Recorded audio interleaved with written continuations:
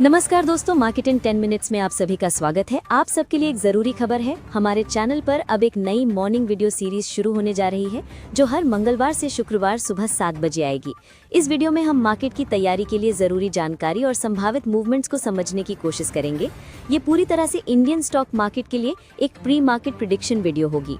इसमें हम देखेंगे कि यूएस और ग्लोबल मार्केट का प्रदर्शन कैसा रहा, हमारी इंडियन कंपनीज के एडीआर स्टॉक्स का प्रदर्शन कैसा रहा, कमोडिटी मार्केट, निफ्टी और बैंक निफ्टी का टेक्निकल एनालिसिस, साथ ही कल बाजार बंद होने के बाद आई महत्वपूर्ण खबरें और जिन स्टॉक्स में एक्शन देखने को मिल सकता है उन सब का फटाफट अपडेट भी इस वीडियो में मिलेगा।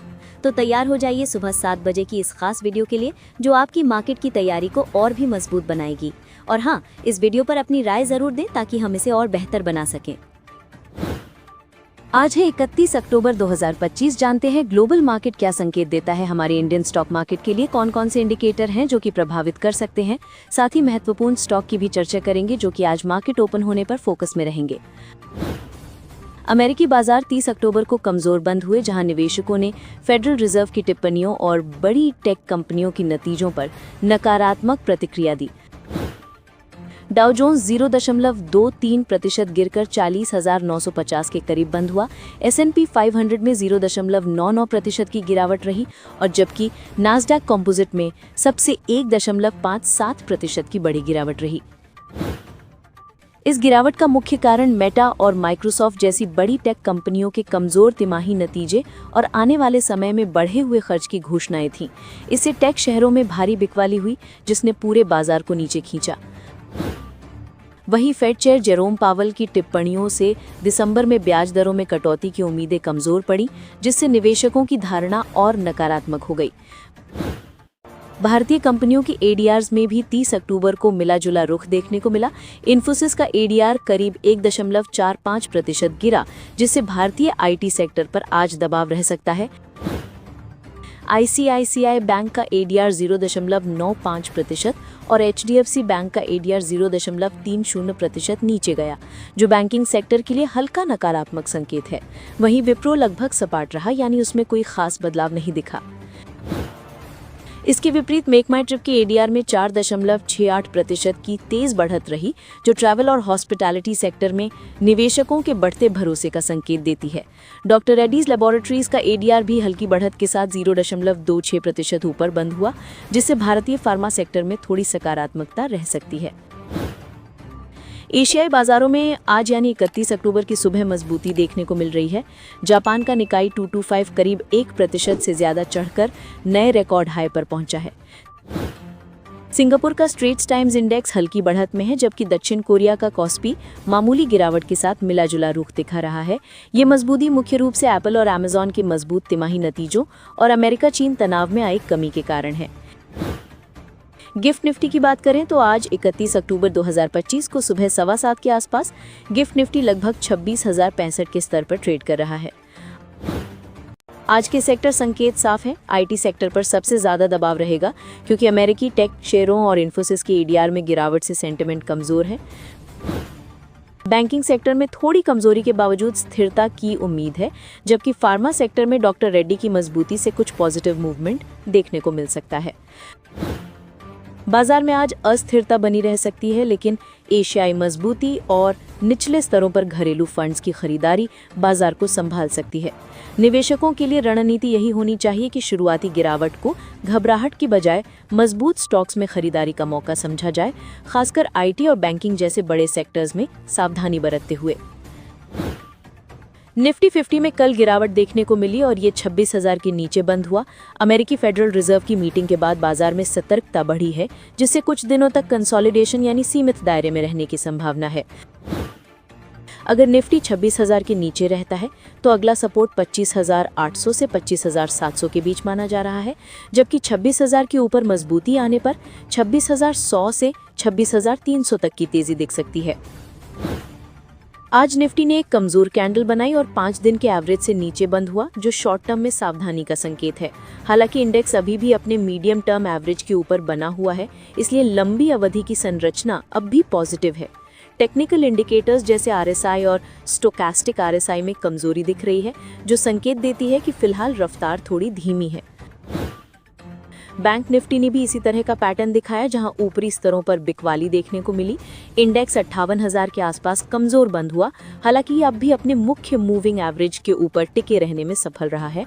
फिलहाल इसमें हल्की कमजोरी और कंसोलिडेशन देखने को मिल सकता है। ऑप्शन डेटा की बात करें तो निफ्टी में 26,000 स्ट्राइक पर सबसे ज्यादा कॉल ओपन इंटरेस्ट है, जो एक मजबूत रेजिस्टेंस बन सकता है। वहीं 25,500 स्ट्राइक पर सबसे ज्यादा पुट ओपन इंटरेस्ट है, जो कि महत्वपूर्ण सपोर्ट लेवल माना जा रहा है। यानी फिलहाल बाजार का रेंज 25,500 से 26,000 के बीच सीमित रह सकता है। बैंक निफ्टी में भी 58,000 स्ट्राइक पर सबसे ज्यादा पुट ओपन इंटरेस्ट दिख रहा है, जो मजबूत सपोर्ट लेवल का संकेत देता है। वहीं घोर कॉल राइटिंग हुई है, जो ऊपरी स्तर पर रेजिस्टेंस बनने की संभावना दिखाती है। पुट कॉल रेशियो यानी पीसीआर गिरकर 1.75 पर पहुंच गया है, जो दर्शाता है कि बाजार में फिलहाल थोड़ी बेचैनी और सतर्कता है। पीसीआर का इतना गिरना आमतौर पर यह बताता है कि कॉल साइड पर दबाव बढ़ा है और बाजार फिलहाल थोड़े समय के लिए कमजोर मोड में है। इंडिया विक्स, जिसे डर का इंडेक्स कहा जाता है, 2 महीने बाद फिर से 11 के ऊपर पहुंच गया है।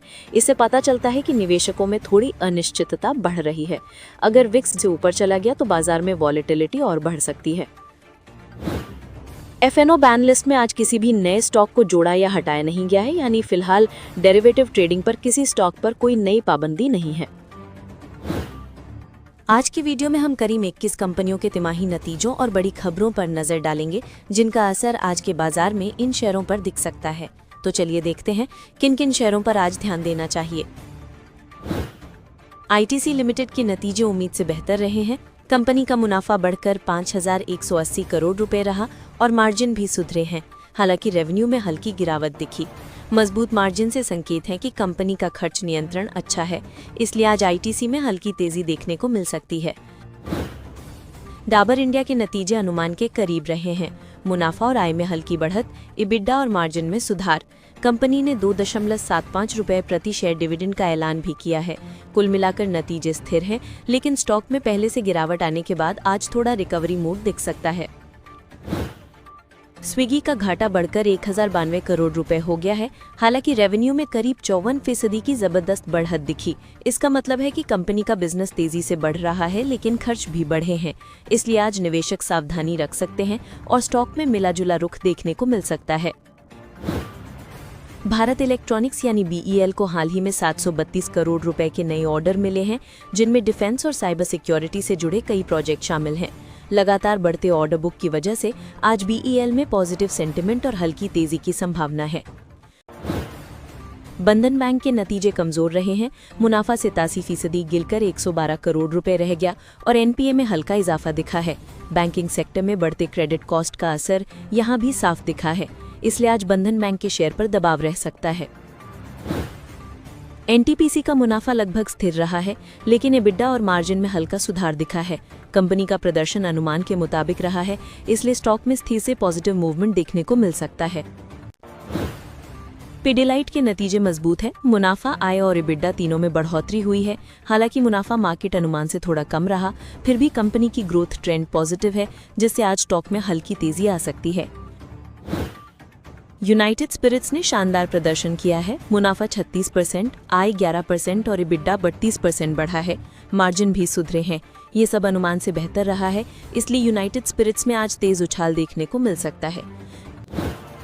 नवीन फ्लोरिन ने बेमिसाल नतीजे दिए। मुनाफा 150% और एबिड्डा 100% से ज्यादा बढ़ा है। ये नतीजे सेक्टर के हिसाब से बेहद पॉजिटिव हैं, इसलिए आज स्टॉक में जोरदार तेजी देखने की उम्मीद है। टीडी पावर में भी शानदार ग्रोथ रही। मुनाफा 45% और आय करीब 48% बढ़ी है। कंपनी का मार्जिन भी थोड़ा सुधरा है, जिससे स्टॉक में आज पॉजिटिव मूवमेंट दिख सकता है। डीएलएफ के नतीजे कमजोर रहे हैं। मुनाफा, आय और मार्जिन तीनों में गिरावट आई है।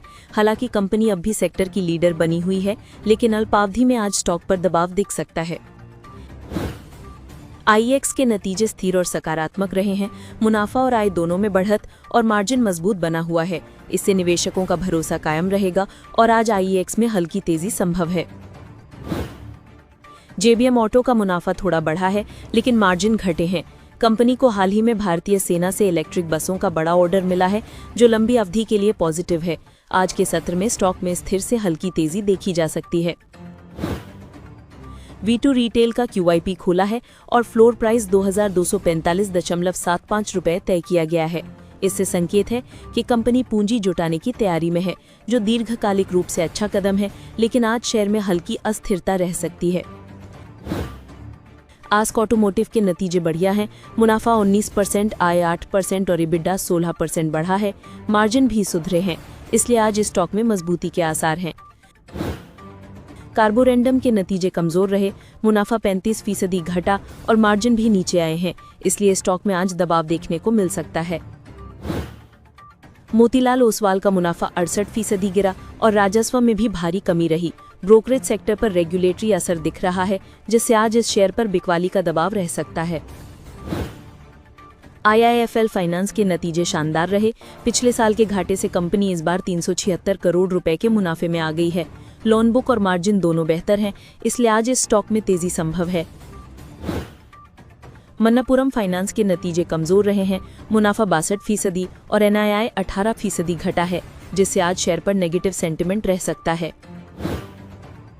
LT फूड्स का मुनाफा, आय और EBITDA तीनों में अच्छी ग्रोथ दिखी है और मार्जिन भी बेहतर हुए हैं।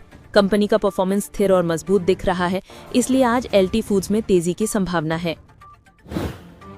MTAR टेक को 264 करोड़ रुपए का बड़ा इंटरनेशनल ऑर्डर मिला है, जो कंपनी के लिए नई ग्रोथ स्टोरी की शुरुआत हो सकती है। इससे आज स्टॉक में पॉजिटिव रिएक्शन आने की पूरी उम्मीद है।